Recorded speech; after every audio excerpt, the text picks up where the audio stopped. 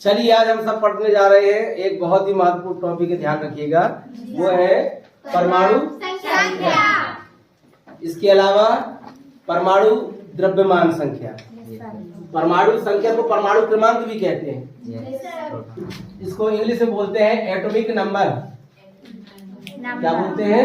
Atomic number. इसको दर्शाया जाता है जेड से, कैपिटल जेड। ठीक है। अभी तक हमने पढ़ा कि परमाणु में कौन कौन से कण होते हैं, एक इलेक्ट्रॉन, प्रोटॉन और न्यूट्रॉन। ये चीज है। परमाणु के नाभिक में प्रोटॉन और कौन होते हैं? न्यूट्रॉन। प्रोटॉन में क्या होता है? धनावेश जी। न्यूट्रॉन में जीरो। तो परमाणु के नाभिक में क्या होता है? प्रोटॉन। क्या होता है? प्रोटॉन और न्यूट्रॉन दोनों कण होते हैं। प्रोटॉन में धनावेश होता है, न्यूट्रॉन में उदासीन होता है, कोई आवेश नहीं होता, न्यूट्रल होता है। इसके चारों ओर वृत्ताकार वृत्ताकार क्या होती है? इलेक्ट्रॉन होती है।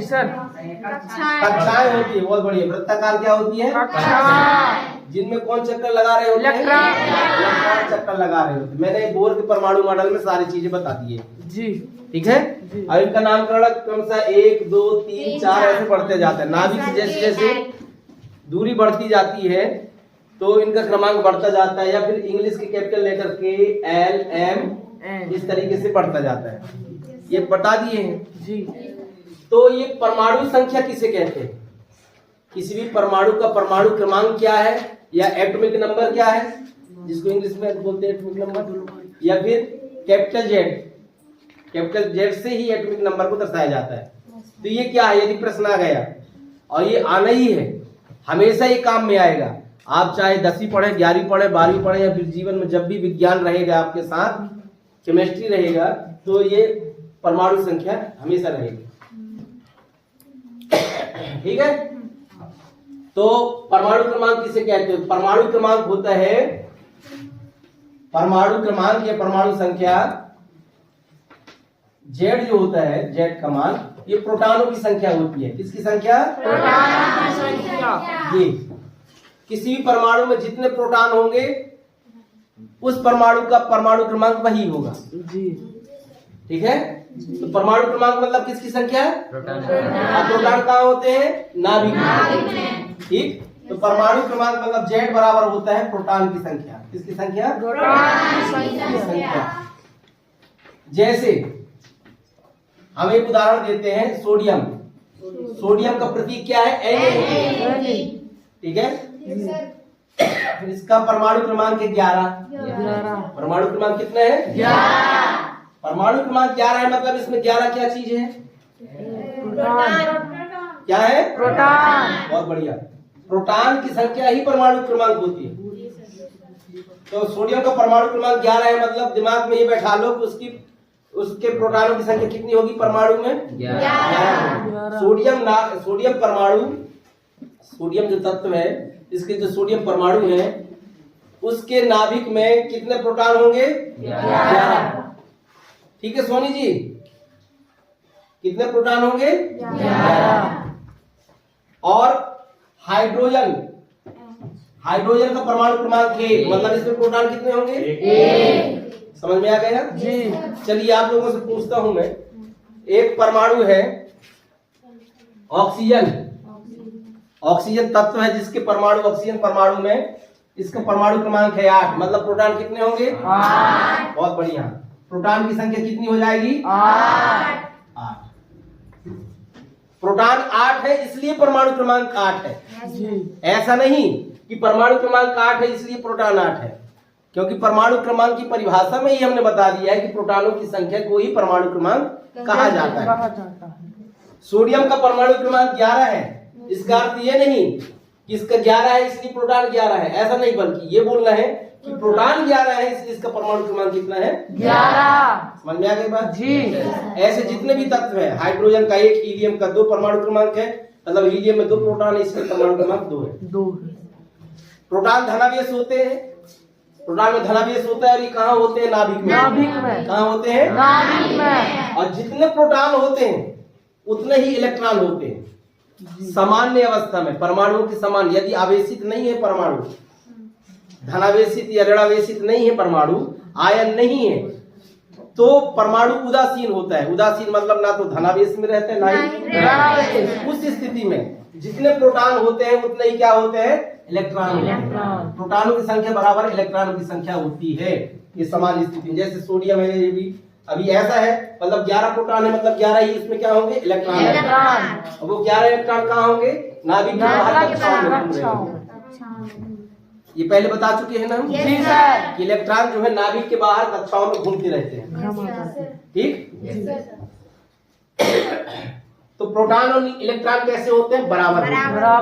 कब, उदासीन स्थिति, मतलब यदि नाभिक, यदि अवेश लगा हुआ है, ऐसा सोडियम धनायन बना है, ऐसा आयन लगा है, या Cl में माइनस लगा है, क्लोराइड आयन है, तो इनमें इलेक्ट्रॉन आगे पीछे हो गए। अब कैसे होते हैं, धन कब लगता है, धनायन और ऋणायन मैं बताऊंगा अभी, पर अभी इतना ध्यान दो, ये आयन कहलाते हैं। तो धनायन ऋणायन यदि नहीं है परमाणु, तो उस स्थिति में प्रोटॉन और इलेक्ट्रॉन की संख्या हमेशा कैसी होती है, बराबर होती है। कैसी होती है, मतलब जितने प्रोटॉन होंगे उतने ही इलेक्ट्रॉन। इस आधार पर ये कह सकते हैं कि परमाणु जो होते हैं वो कैसे होते हैं, उदासीन होते हैं, अर्थात आवेशित सामान्य स्थिति में नहीं होता।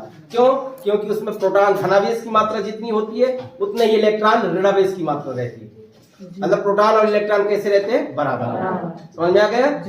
तो परमाणु संख्या किसे कहते हैं, किसी परमाणु की परमाणु संख्या क्या है, उस तत्व के परमाणु में उपस्थित प्रोटॉनों की संख्या को परमाणु संख्या कहते हैं। मतलब परमाणु संख्या बराबर प्रोटॉनों की संख्या, दिमाग में रहेगा ना जी, कोई दिक्कत नहीं।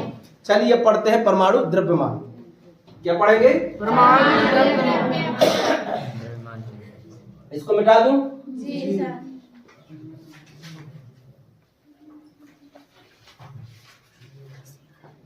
परमाणु संख्या हो गया, अब परमाणु द्रव्यमान संख्या। परमाणु द्रव्यमान संख्या, परमाणु द्रव्यमान क्या है, इंग्लिश में बोलते हैं एटॉमिक मास। मास मतलब द्रव्यमान। द्रव्यमान का मतलब होता है कि किसी पदार्थ में उपस्थित जो पदार्थ है उनकी क्वांटिटी, मात्रा कितनी है। जैसे हमारा शरीर है, हमारे शरीर में हड्डी, मांस है, खून है, रक्त जो भी कोशिकाएं है, मांसपेशी है, उस सभी की मात्रा मास द्रव्यमान कहलाता है। योग, उन सबका योग, ठीक है। ये डस्टर है, डस्टर के अंदर जो भी कपड़ा है, रुई है, जो भी धागा है, उन सब की मात्रा इसकी मास कहलाती है, द्रव्यमान कहलाती है। तो परमाणु का द्रव्यमान क्या होता है, तो परमाणु द्रव्यमान बराबर होता है, परमाणु द्रव्यमान जो होता है वो होता है प्रोटॉनों की संख्या धन न्यूट्रॉनों की संख्या, दोनों का योग। बहुत सरल। ये दोनों कहाँ होते हैं, नाभिक में। कहाँ होते हैं, नाभिक में। ये कह सकते हैं कि परमाणु का जो द्रव्यमान है वो कहाँ केंद्रित रहता है, नाभिक में। इनको न्यूक्लियन भी कहा जाता है। क्या कहते हैं, न्यूक्लियन। प्रोटॉन और न्यूट्रॉन को न्यूक्लियन कहा जाता है। परमाणु द्रव्यमान जो होता है वो प्रोटॉन और न्यूट्रॉनों की संख्या का योग होता है। मतलब जितने प्रोटॉन होंगे उसमें न्यूट्रॉन को जोड़ देंगे तो क्या कहलाएगा, परमाणु द्रव्यमान। ठीक है जी। अब चलिए देखते हैं कि मान लो हम एक उदाहरण दे रहे हैं, कार्बन 12। कार्बन का परमाणु क्रमांक है 6 और इसका परमाणु द्रव्यमान है 12। ठीक, ध्यान से समझिएगा। परमाणु क्रमांक कितना है, 6 है। तो बताइए प्रोटॉन कितने होंगे इस कार्बन में, 6। बहुत बढ़िया, क्योंकि परमाणु क्रमांक जो होता है प्रोटॉनों की संख्या होती है। अब इलेक्ट्रॉन कितने होंगे, 12। फिर से समझो, 6 होंगे। बहुत बढ़िया, क्यों, क्योंकि प्रोटॉन 6 है। बहुत बढ़िया, ताली बजाओ भाई। मैंने पहले ही बताया था कि जितने प्रोटॉन होते हैं उतने ही क्या होते हैं, इलेक्ट्रॉन। बताया था ना जी। तो इसमें प्रोटॉन होंगे 6, इलेक्ट्रॉन भी कितने होंगे, 6। क्यों होंगे, क्योंकि दोनों की संख्या कैसी होती है, बराबर। जितने प्रोटॉन होते हैं उतने ही इलेक्ट्रॉन होते हैं। अब न्यूट्रॉन, न्यूट्रॉन कितना होगा, 6। भाई देखो परमाणु द्रव्यमान दिया है 12, 18। परमाणु क्रमांक है 6। ध्यान दें इधर जी। परमाणु क्रमांक है 6 और परमाणु द्रव्यमान कितना है, 12। कितना है, 12। परमाणु द्रव्यमान होता है प्रोटॉन और न्यूट्रॉन जी। इसमें से प्रोटॉन तो निकाल लिए 6 है, ये प्रोटॉन की संख्या 6 है ना ये जी। तो न्यूट्रॉन कितने होंगे? न्यूट्रॉन कितने होंगे? 6। बहुत बढ़िया, किसने बताया? हाँ ताली बजाओ भाई। तुम्हारे पास 20 रुपए है, कितने रुपए है? 20।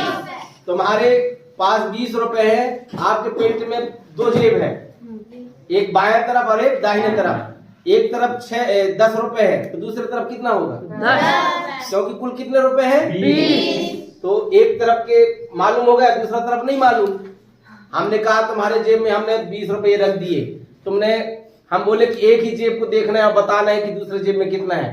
तो एक जेब में निकाले, देखे 10 का नोट है, टोटल मेरे पास 20 है, तो 20 में से 10 घटा दो तो दूसरे जेब में वही होगा ना। वैसे ही तो होगा। परमाणु द्रव्यमान कितना होता है? प्रोटॉन और न्यूट्रॉन। यदि प्रोटॉन मालूम है और परमाणु द्रव्यमान मालूम है, परमाणु द्रव्यमान मालूम है 12 और प्रोटॉन मालूम है 6, तो 12 में 6 घटा दो 6 बचेगा। अरे सीधी सी बात है, 6 और 6 जोड़ेंगे तभी 12 होगा ना। तो परमाणु द्रव्यमान में से परमाणु क्रमांक को हटा दो तो न्यूट्रॉनों की संख्या आ जाती है। समझ में आ गया? तो परमाणु द्रव्यमान या एटॉमिक मास किसे कहते हैं? प्रोटॉनों और न्यूट्रॉनों की संख्याओं का योग। ये दोनों कहाँ रहते हैं? नाभिक में। परमाणु के नाभिक में रहते हैं। अर्थात ये हम कह सकते हैं कि किसी भी तत्व के परमाणु का द्रव्यमान कहाँ संहित रहता है? नाभिक में, क्योंकि परमाणु के नाभिक में ही प्रोटॉन और न्यूट्रॉन होते हैं। और प्रोटॉन और न्यूट्रॉनों की संख्याओं के जोड़ने पर जो प्राप्त होता है वही परमाणु द्रव्यमान कहलाता है। इसी को परमाणु भार भी बोलते हैं। ठीक है, परमाणु का भार जो होता है वो नाभिक में रहता है।